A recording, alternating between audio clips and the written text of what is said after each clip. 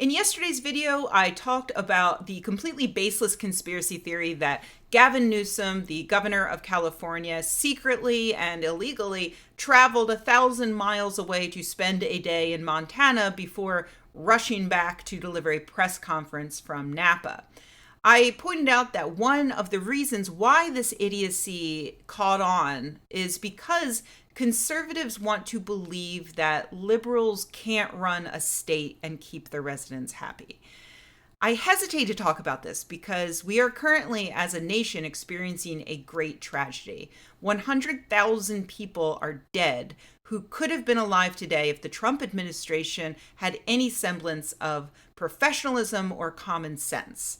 And watching this all unfold has been extremely anxiety inducing. As I've talked about a bit in my Patreon vlogs, dealing with that anxiety and the depression that comes from seeing so much senseless death has been extremely difficult for me. It's been a huge load on my mental health.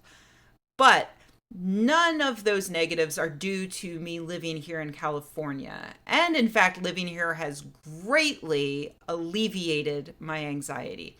It's hard to stand up and say, actually, this is kind of awesome in the face of a national tragedy, but someone has to disabuse these particular conservatives of the notion that liberal states and countries are somehow joyless, draconian prisons. So here we go. Quarantine has been fucking awesome for me here in the Bay Area. I am in one of the most privileged possible positions for a person to be in during this pandemic. I already work from home and I can continue doing so throughout the pandemic. I live with a partner who also can continue to work full time from home. We don't need to worry about affording rent or groceries. We don't need to worry about putting our own health at risk to continue getting our paychecks. I get along with my partner, and quarantining together hasn't stressed our relationship at all. If anything, it's gotten better because we get to hang out more often and cook meals together, and he's more relaxed because he doesn't have to commute several hours each day. We both enjoy things like reading and watching movies and playing video games, and we can do all of that even more now. Living in the Bay Area during all of this makes things even better. First of all, the entire reason my partner and I can work from home is because there's something resembling an existing infrastructure that allows for that. You know, we have good access to high-speed internet, we have good computers, and the big tech companies in Silicon Valley are well set up to allow work from home, though up until now they would be loath to admit that. Second of all, I know that if we did lose some or all of our income, California would provide us with affordable or free medical coverage. The Affordable Care Act and Covered California are nowhere near to being good enough. We should have universal health care. But if Trump and the GOP take away Obamacare, as they've threatened to do in the past, California's leadership has pledged to protect its residents. That reassurance is huge in a time of great economic and health insecurity. Third, living in the Bay Area has eased my anxiety significantly because our government took that early action and people were pretty good about complying, meaning our hospitals weren't overwhelmed. That means that if I get sick or if something else happens, I will be able to go to the hospital and get treatment. It also means that our medical personnel have access to the protective equipment they need to continue working safely.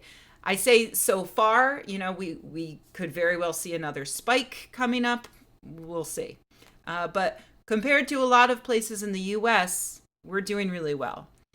As for what it's like to quarantine here in the Bay Area on a day-to-day basis, basically every day is 70 degrees and sunny. That's 21 Celsius for the rest of you. I live within walking distance of a beach where I can go running and swimming every day. I can skateboard down nearly empty streets. I don't need to wear a mask when I go outside because in my neighborhood, it's very easy to avoid people by at least 10 feet, if not more. That's like 3 meters or more. I do keep a handkerchief on me if I think I'm going to be anywhere near others. That's not a big deal. And it's kind of fun because I can match with my dog. On Memorial Day weekend, we went hiking and didn't come close to any other humans. Every evening, I can hang out on my balcony and enjoy a beer, which I can have legally delivered to me with an hour's notice. I can smoke a joint, which I can have legally delivered to me with a half hour's notice, because honestly, the cannabis industry was ready for this. They have their shit down. I haven't been inside a grocery store since March. That's fine. I don't mind that at all. I shop online. I pull into the Safeway parking lot and a nice person comes out and just loads the groceries into my trunk.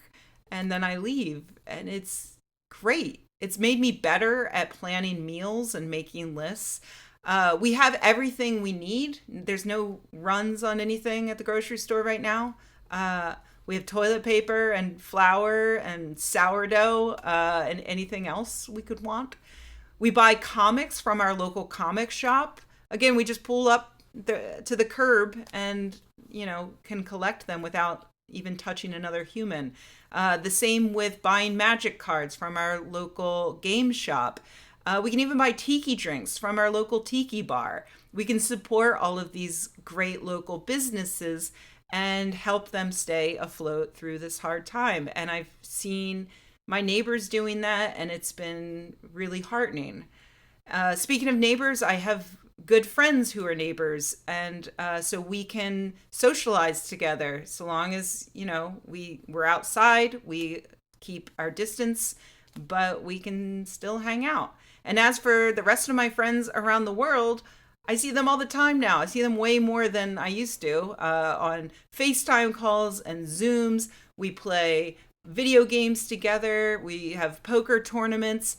Honestly, if I had any complaints about any of this, it would be that there's a bit too much socializing. But I'm just trying to be here for my more extroverted friends when they need me. I'm mostly just happy to hang out at home and play Civ 6 with movies in the background. So yeah, life is great here. I go out, I get exercise, I socialize with friends. I have a good life. Quarantine or not, my life hasn't really changed that much. For years, Fox News has been yelling about what a hellhole San Francisco is. And for the most part, it's just not true. Every city has its problems, and San Francisco has plenty. I'm not going to go in the opposite direction and exaggerate things as much as conservatives do and pretend that, this is Xanadu. I've never actually watched Xanadu. Was Xanadu a good thing? Anyway, I'm not going to pretend like it's heaven. There are a lot of people struggling right now because, like I mentioned in a video before, Alameda County has rewarded Tesla and let them reopen their factory while, just a few months ago, they evicted some mothers from an abandoned house they were squatting in at gunpoint. So we have serious problems with homelessness, and there's plenty of cronyism and tech broism and NIMBYism that stops politicians from cleaning it up and from taking care of our neediest citizens. It's actually like all of the problems that we have with San Francisco are mostly that our politicians are too conservative, and a lot of our richest residents are too conservative. And I would love to see that change. And I think it is kind of slowly changing. I hope so. But it's not, Fox News and Trump, they like to pretend that San Francisco is just littered with heroin needles and human shit everywhere. And no, that's the Tenderloin. That's a quarter of a square mile area that sucks and absolutely needs to be cleaned up. But the other 7,000 square miles, they're fucking beautiful. I love it here. And that's just the perspective of someone who is, by Bay Area standards, middle class. You know, if you're rich, if you own your own home, if you can quarantine in a place with more than one bedroom, if you have a yard where you can like grow food or just relax outside, let me tell you, you are living the high life right now. And yeah, I assure you that the extremely rich governor of California has absolutely no need or desire to secretly travel 1,000 miles away to get away from the Napa Valley wine region. I'm sure Stevensville, Montana is lovely. I looked at their Wikipedia page, looks like they've got a great public library, but probably not worth traveling 2,000 miles and losing your job. Your job as governor of California, when instead you could just hang out in Napa, where you own a winery. Meanwhile, morons in places like Wisconsin are squeezing themselves into bars because they think that that represents happiness and success and freedom, because that's what conservative leadership is telling them, and they want to believe it. They want to believe that they have access to happiness and freedom. Fox News wants them to be happy with the slop that they've been given. Don't look at California. You don't want that. That's not freedom. They have to wear masks and stay away from other people to stop the spread of disease. That's fascism. They're miserable. If Americans believe that, then they might accept that their lives are as good as it's going to get. And that they have to continue clawing in jobs they hate, in places they hate. And that's it. That's all there is to life. It's the same way the rich have convinced many people in the United States that our current healthcare system is the best that we can possibly have. Sure, your uncle went broke paying for cancer treatments, but that happens. That's just life. Don't look at what would have happened in Canada. They're secretly all miserable. They hate their healthcare. Your uncle probably would have died there. Who knows? And yeah, it's the same thing they're saying about states, liberal states, particularly California. Like, yeah, 100,000 people died, but you didn't know any of them. And anyway, what else are you going to do? Not go to the bar? What else is there in life? So I guess it's all just a long-winded way for me to say there's so much more to life. If you happen to be one of those people who believe what conservatives say about California, here is a person who lives in California telling you that it's not true. You don't have to be happy with what you've got. It's okay to want more, to want better for you and for the people around you. It's okay to care about the people around you. To imagine a better world is the first step towards making that world a reality.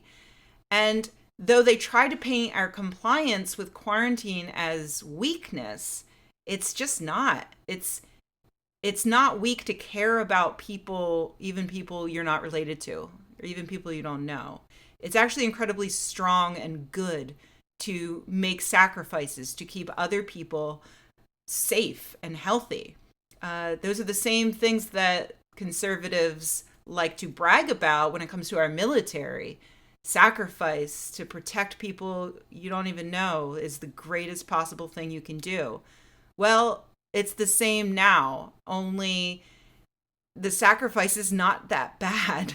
For a lot of people, it's huge. A lot of medical personnel who are reporting to work every day, especially those without protective equipment, it's a huge sacrifice. For small business owners who are struggling to stay afloat and adapt to a new world, who aren't getting the resources that they deserve to be getting from our government, including our state governments, that sacrifice is huge. But for a lot of us, especially those of us who are middle class, working in the tech industry in the Bay Area, where we have fewer coronavirus cases and more of a safety net, that sacrifice doesn't feel like a sacrifice at all.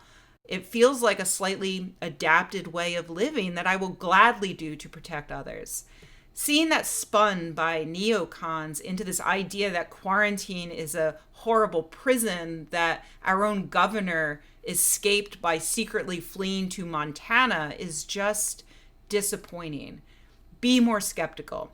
And please, before you believe what Fox News is saying about California, come visit. But, like, maybe wait until the vaccine is done, because I don't want to catch whatever germs you guys have. Thanks.